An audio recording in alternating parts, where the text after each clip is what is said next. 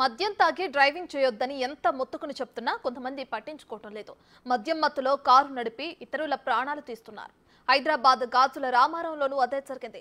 రోడ్డుపై నడుచుకుంటూ వెళ్తున్న వ్యక్తిని కారు ఢీకొనడంతో అక్కడికక్కడే మృతి చెందాడు. స్థానికంగా ఈ ఘటన తీవ్ర విషాదాన్ని నింపింది.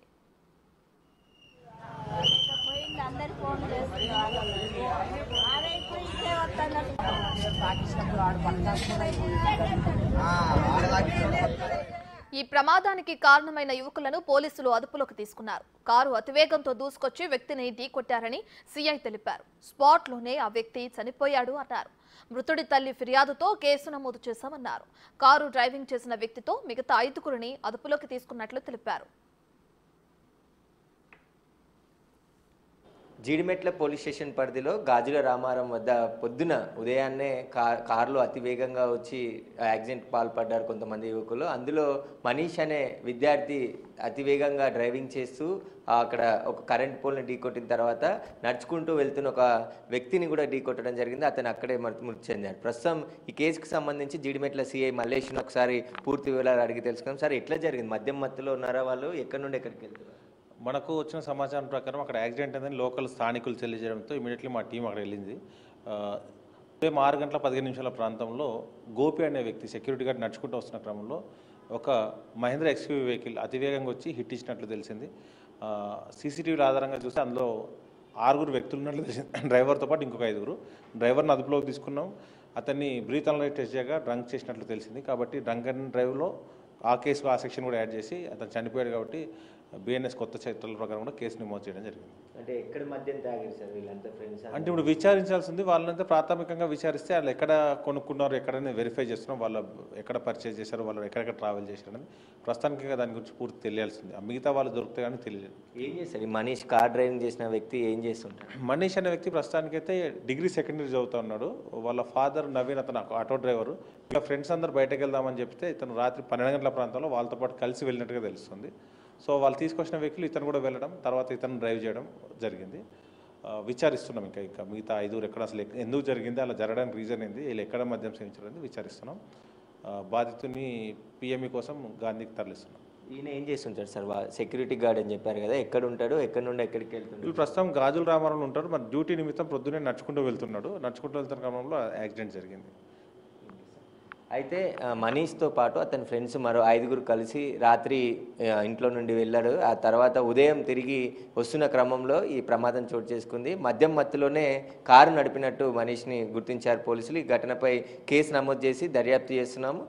కారు నడిపిన వ్యక్తి మనీష్ని అదుపులోకి తీసుకున్నామని చెప్తున్నారు. మిగతా పరారిలో ఉన్న 5 కోసం కూడా గాలిస్తున్నామని చెప్పేసి కూడా జీడిమెట్ల సిఐ చెప్తున్నారు. కెమెరామెన్ చైతన్యతో సురేష్, బిగ్ టీవీ, జీడిమెట్ల నుండి. బాధిత కుటుంబ సభ్యులు కన్నీరు మున్నీరవుతున్నారు. టిఫిన్ తేయడానికి వెళ్లి తిరిగి రాని లోకానికి వెళ్లిపోయాడని కన్నీరు పెట్టుకున్నారు. తమకు న్యాయం చేయాలని డిమాండ్ చేస్తున్నారు.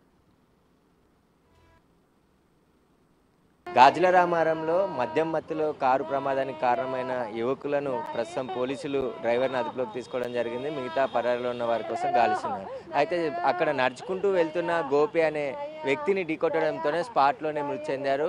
వాళ్ళ కుటుంబ సభ్యులు కూడా ఉన్నారు. ఒకసారి ఏం జరిగిందమ్మా? పొద్దున ఎప్పుడు వెళ్ళింది మీ కొడుకు? 6:30కి ఇంట్లోకి వెళ్ళిండు నాన్న. 6:30కి టిఫిన్ చేస్తాను ఇంట్లోకి వెళ్ళిండు. వస్తుంటేనే వాడు కారు యాక్సిడెంట్ చేసిండంట. పక్కపోటి నుంచే వస్తుండంట వాడు. ఏం చేస్తాడు మీ కొడుకు? ఏం చేస్తాడు? ఎందుకు వెళ్ళిండు అక్కడికి? టిఫిన్ తీసుకురానికి వెళ్ళిండు నాయన. నాకు తీసుకురానికి అమ్మ తినిపో అని.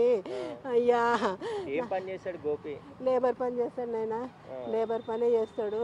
అమ్మా, నా కొడుకు లేబర్ పని చేస్తాడు. వస్తున్నాడు, టిఫిన్ తెచ్చిస్తున్నాం, ఇలా ఆదివారం కదా తినిపోవు అనేసి అన్నాడు. తీసుకురానికి వస్తే వాడు అటు నుంచి వచ్చి వాడు కుదిండంట. నా అయ్యా, నా 38 ఏళ్ళ కొడుకు. నా అంత బలము అనంత బలం ఎవరికి లేదు నాయన. అనంత బలం ఎవరికి లేదు నాయన. నా కొడుకుకు చాలా ఉంది. అమ్మా, పెళ్లి కాలేదైనా చేస్తానని అనుకున్నా. ఈ సంవత్సరం చేస్తానైనా, నీకు పిల్లలు చూస్తున్నా అన్నా. సరేనమ్మా అన్నాడు. అన్నాడు నా కొడుకు అన్నాడు. కుటుంబ సభ్యులు కూడా ఇక్కడికి రావడం జరిగింది. అయితే ఉదయాన్నే తల్లి కోసం టిఫిన్ కోసం బయటికి వెళ్ళిన గోపి ఇలా ఈ మద్యం మత్తులో కారు నడిపి ప్రమాదానికి కారణమైనటువంటి యువకులని కఠినంగా శిక్షించాలని చెప్పేసి కూడా ఇలా కుటుంబ సభ్యులు కోరుతున్నారు. అతను జాబ్ చేస్తూ అంటే ప్రైవేట్ జాబ్ చేస్తూ సెక్యూరిటీగా పనిచేస్తున్నాడు, రోజు కూలీగా పనిచేస్తూ కూడా ఉంటాడని చెప్పేసి కుటుంబ సభ్యులు చెప్తున్నారు. దీనిపైనే పోలీసులు కేసు నమోదు చేసి దర్యాప్తు చేస్తున్నారు. ఎవరైతే మద్యం మత్తులో అంటే గతంలో కూడా ఇలాంటి ప్రమాదాలు చూసాము, రోడ్డు పైన నడుచుకుంటూ వెళ్తున్న వారికి ఎలాంటి సంబంధం లేకుండా వారు ప్రాణాలు కోల్పోవడం, ఇట్లా మద్యం మత్తులో వాహనాలు నడిపితే కఠిన చర్యలు తీసుకుంటున్నామని చెప్తున్నప్పటికీ కూడా కొంతమంది యువకులు మద్యం మత్తులో కారు ప్రమాదాలకు పాల్పడుతున్న వారిని కఠినంగా శిక్షించాలని చెప్పేసి కూడా వారు డిమాండ్ చేస్తున్నారు. వాళ్ళు అన్నున్నారు. ఒకసారి ఏం జరిగింది? పొద్దున ఎప్పుడు వెళ్ళింది? టిఫిన్ దేనికి వెళ్ళింది సార్. టిఫిన్ దేనికి వస్తే స్పీడ్లో వచ్చి గుద్దేసింది. కంప్లైంట్ ఏమన్నారు పోలీసులు? కంప్లైంట్ రాసుకోవచ్చు సార్. మాకు అవ్వలేదు సార్, మేమే ఉన్నాం, మేము పని చేస్తేనే బతకాలా, మా అమ్మాయి ఏదైనా సాయం కావాలి. మా అమ్మ నేను వెల్డింగ్ పని సార్. అయితే అలా కుటుంబ సభ్యులు కూడా అదే చెప్తున్నారు. ఉదయం టిఫిన్ తేవడానికి వెళ్ళిన గోపి ఇలా అనుకోని ప్రమాదంలో మృతి చెందడం, అదేవిధంగా ఎవరైతే ప్రమాదానికి కారణమయ్యారో వారిని కఠినంగా శిక్షించాలి, తమకు న్యాయం చేయాలని చెప్పేసి కూడా వారు వేడుకుంటున్నారు. కెమెరామెన్ చైతన్యతో సురేష్, బిగ్ టీవీ, జేడిమెట్ల నుండి.